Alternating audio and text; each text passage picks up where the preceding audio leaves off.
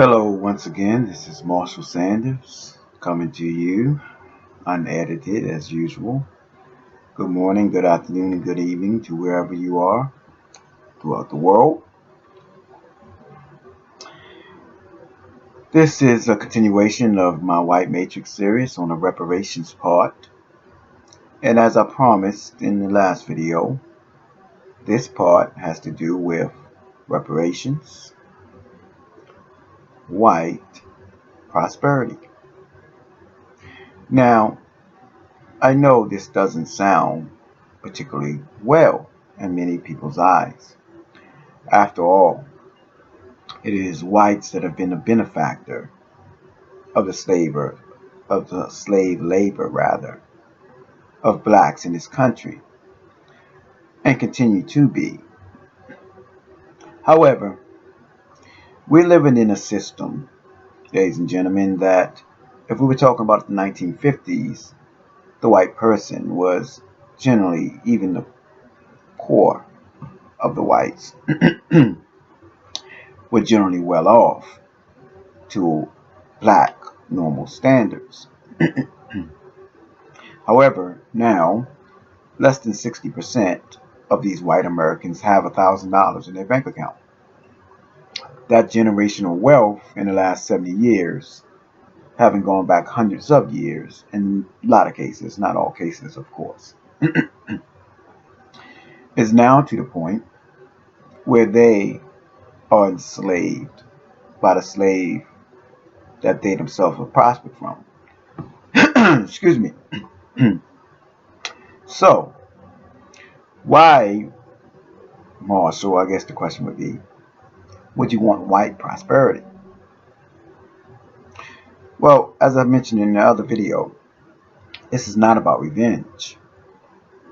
You see, history has truly been a history of slaves and servants, both in a criminal manner and also in a loving manner, if you believe that.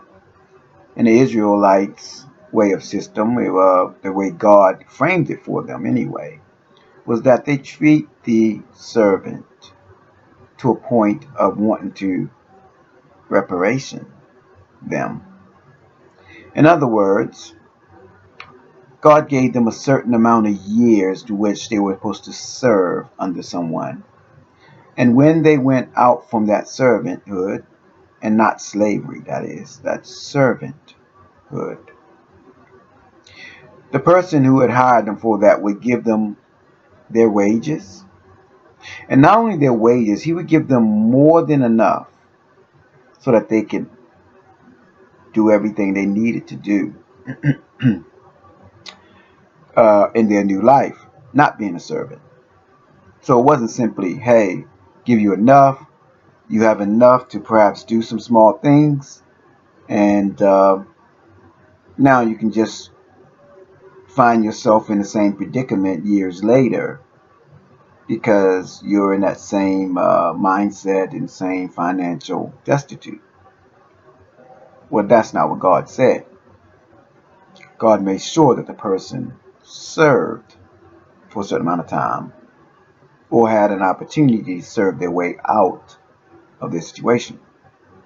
And so the same thing is what I say is going to happen if my plan is followed, that is, for reparation in other avenues. That would bring immediate white prosperity. Now, I'm not talking about giving prosperity to more banks and more corporations, although that can also be a restructure to bring a lot to people of color, number one, but also to weed out the institutions that have been raping billions for hundreds of years, and to put that same resources into those who will not do so, who are actually going to build and help human society. So, white matrix, white prosperity. Now, what would happen if blacks were to receive this reparations of roughly between 6.2 and $9 trillion. It would give many whites who are unemployed huge opportunity. How so, you may ask? Well, you will suddenly have trillions of dollars in the hands of consumers, black consumers. And like any person who maybe they're making five, six figures uh, in their salaries, in their work, and they suddenly hit a lottery ticket. What do they want to do? They want to spend. Some will want even more money. It's just not enough. They get used to purchasing certain things they never thought they'd have an opportunity to do. Now, here's the thing.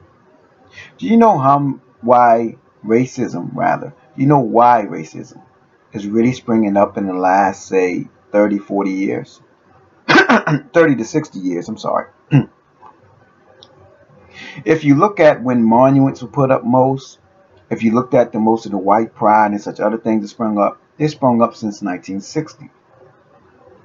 To coincide with the times when blacks actually got a few laws that said that finally that we're pretty much equal.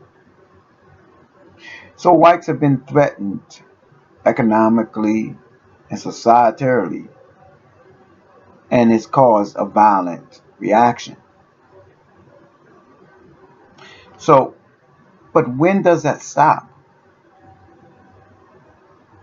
See, in the present white matrix, it doesn't stop, which is why the white matrix must come down. But what's going to be left to build upon? You see, if everything's torn down, something has to replace it. And so, to my white brethren, that's why we must tear down a white matrix so that we can together build a system. Now, you all people know that who've watched my videos know my absolute love and respect for Quakers.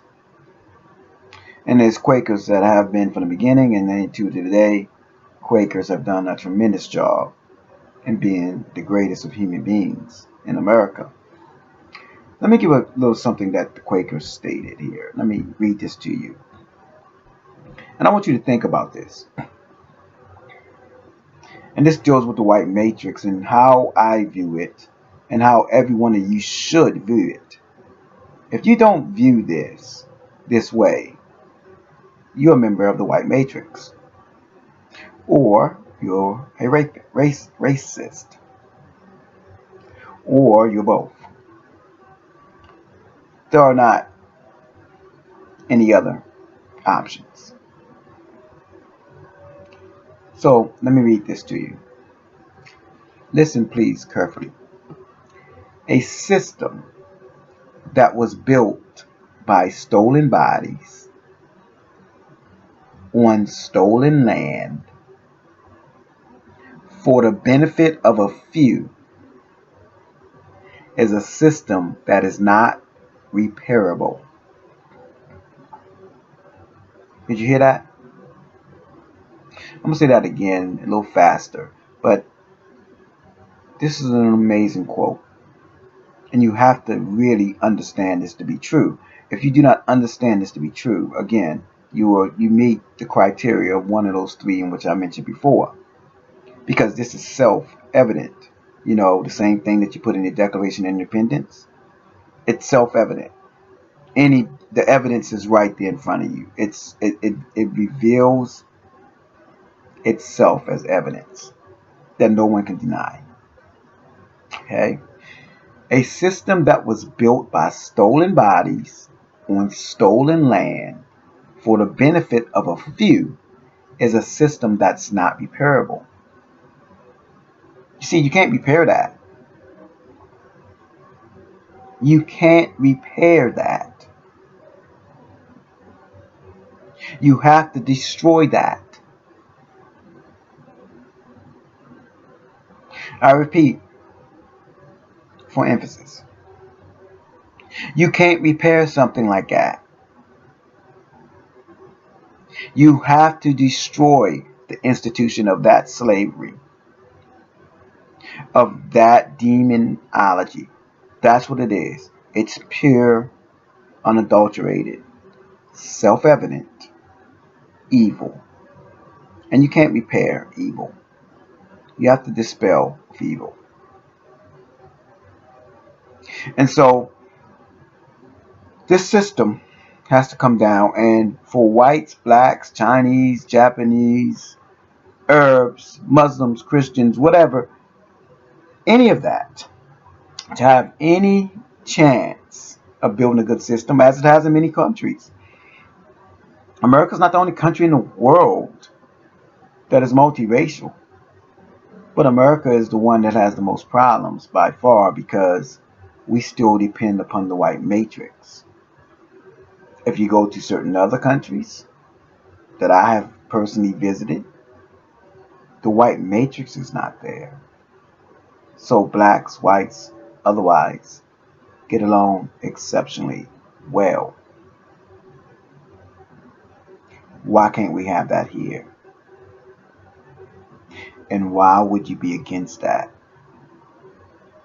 Two questions for you, but I digress. Now, white prosperity would be important in that case so that they could finally not look at us in fear and think you're taking my job, you're taking my privilege, because that's what it is. We know what that is. But instead, they'll say, wait a minute, you are the benefactor to my prosperity? Think about that. If whites, when that money starts going into, let's say hypothetically, this plan is enacted that I'm suggesting, blacks receive checks. Where are they going to go put their checks in? Banks? Yes. They're going to put it in investment principles. They're going to want to do other things, buy land, right? Think about these things. Who are the more educated in these fields, would you think? Who would have the most connections in these fields? If the answer is white people, white professionals, ding, ding, ding, you got it correct. Because as much as blacks would want to hire blacks, many blacks are not educated and combination have the connections in this America and as well as other countries. So they would hire blacks being sensible, would hire whites who are now presently out of jobs and suffering from COVID and such other things. The ones who are running around asking for a stimulus check of $1,200 over 4 months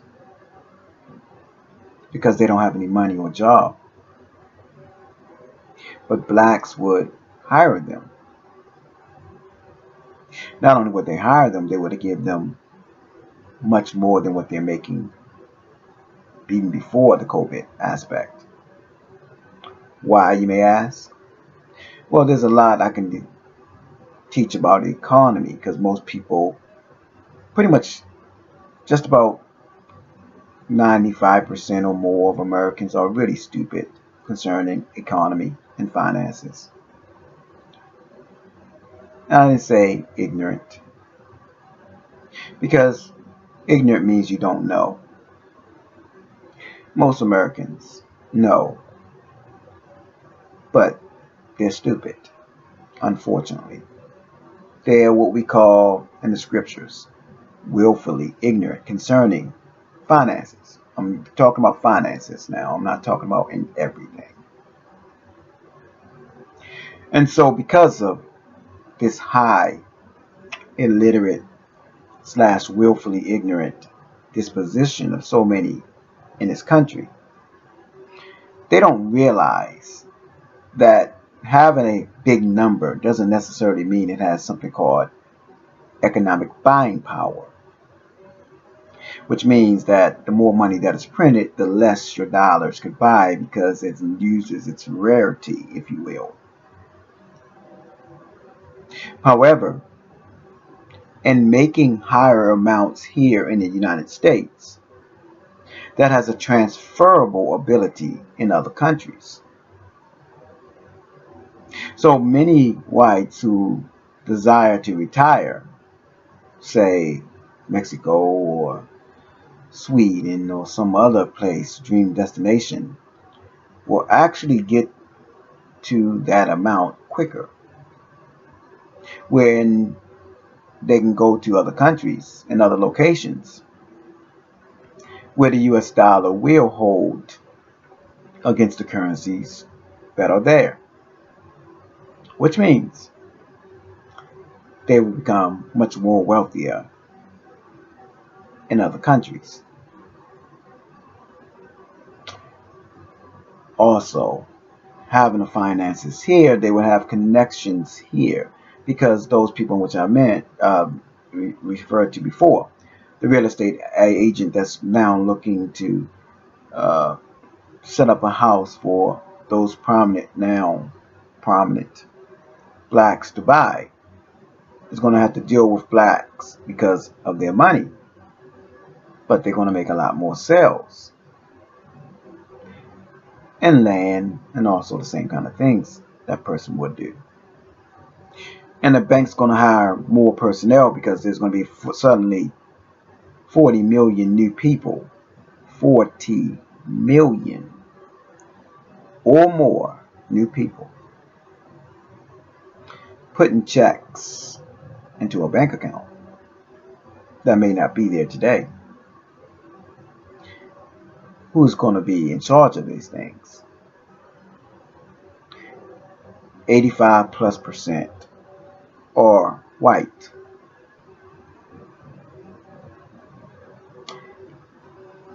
Financial advisors, and yes, there's some great black ones and other, minority, non-white ones, but they generally do not have all the connections that the white person would. So someone who's left the field, someone who is on the fringe, not quite good enough to be hired by some of the uh, greatly known financial advisors and such other things, well, they'll be getting hired and getting paid very well now. So now, those generations of whites today and those before, despite being part of so many evils themselves, and again, I'm not accusing anyone, I'm just simply stating that from the 60s, it was, of course, common to see even a little child spit in the face of a black person. It was only 60 years ago. Let's not pretend that little 6-year-old is not less than 80 years old today. They're still alive, people.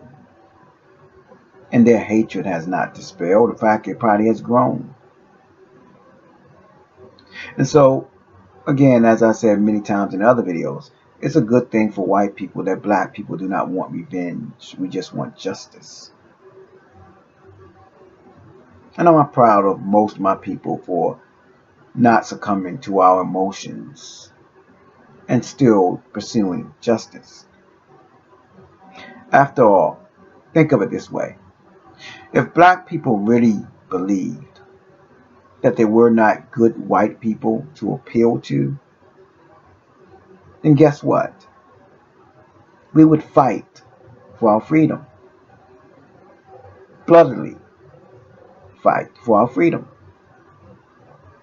But the fact that we still appeal to the law, that we still appeal to, quote unquote, good rights to rise up against the system, should tell whites all they need to know about not all,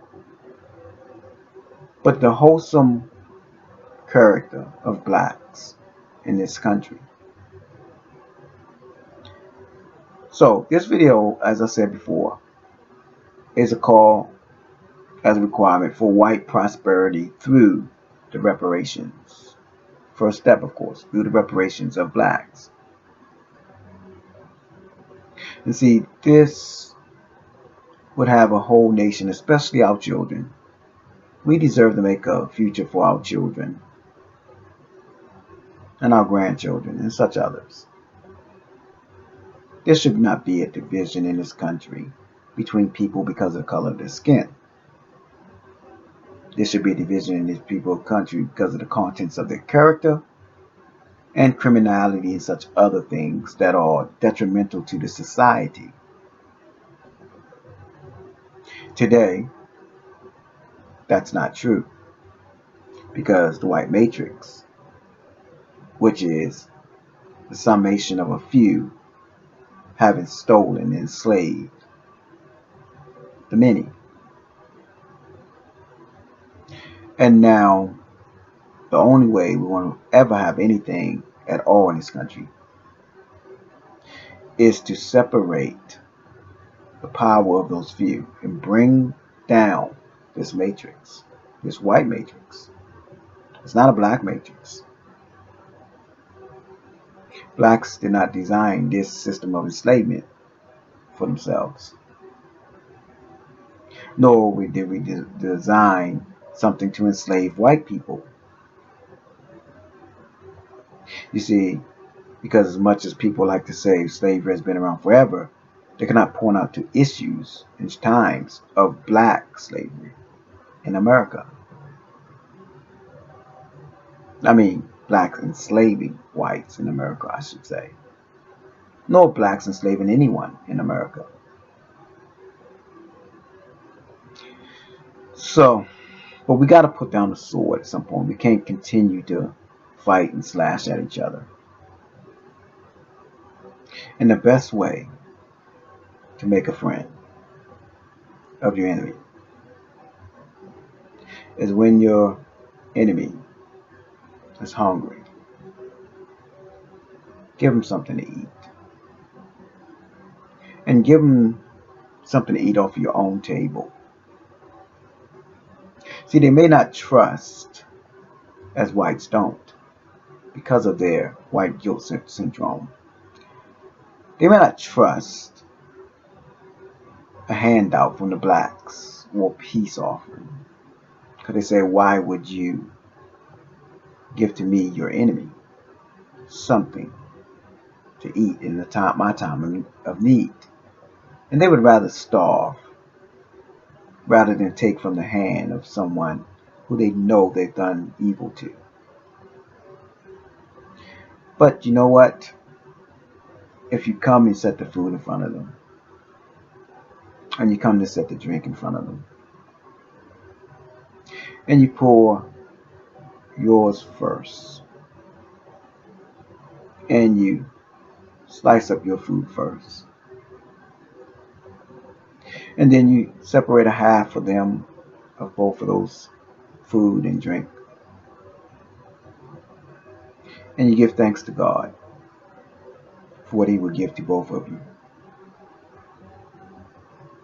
and then you started to eat. That is when your enemy will sit down and eat with you, not fearing that it's poisoned or it's bad. Because he or she, of course, would probably realize in that moment that the food is not poisoned. And it is not given because they are good. It's given because the person is good. And they're good because they acknowledge God, the inalienable rights, the self-evidence that all men were created equal and endowed by their Creator with certain inalienable rights. And reminding our enemy that just because you've done all the things that you've done to us and wrong, and you should pay for them, true, doesn't mean it's in my heart to make you pay for them. And in fact, I find a better way to get revenge is to do the well I want done to me, to do that well to you first. That would garnish a lot of shame for that person, wouldn't it?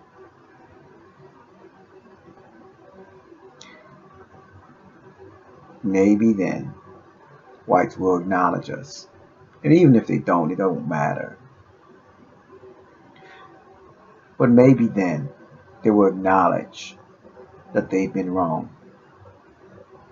And they would want to look forward to building a better tomorrow. Not as lords, not as white privileged, not as deniers of the rights of blacks in this country or the rights of reparation, but as brothers and sisters, children of Adam and Eve, prospering together. This is Marshall Sanders once again, nearing the end of this White Matrix series. I want to say good morning, good afternoon, and good evening to you all. And one last thing, to remember the work of the Quakers in this country, what they have done, what they continue to do. They're the ones that's out in Oregon and many other places protesting. So despite what the media wants to tell you about the violent outbursts and such other things, whatever, remember that a good deal of them are the very best people that we have in this country. Did I say all of them? No, of course not. Tell me one group in the history of man that every single person agreed. You can't even not go into a church or a mosque where everyone agrees. Why would you have that same expectation where hundreds of thousands of people who are angry, upset, afraid are now involved in? What was it that the Lord Yeshua said? Judge not or condemn not, that you be not condemned. For what measure you measure out, that's going to be measured back to you. If you're calling them hypocrites and liars and thieves and destructive, what do you think that makes you? Just something to think about. And as I said before, this is my series on reparations, repairing something that was lost. And even though blacks have not received anything repairable in this country or under the white matrix, which must be destroyed, we were brothers and sisters in Adam and Eve. We were brothers and sisters under Noah. We were brothers and sisters during times, maybe thousands of years ago, certainly. But we've been brothers and sisters before, and cousins and such other things. This is to repair that. We'll make every effort to doing so. And as Patrick Henry said, give me liberty or give me death. And so I say the same. Once again, good morning, good afternoon, good evening. Shalom.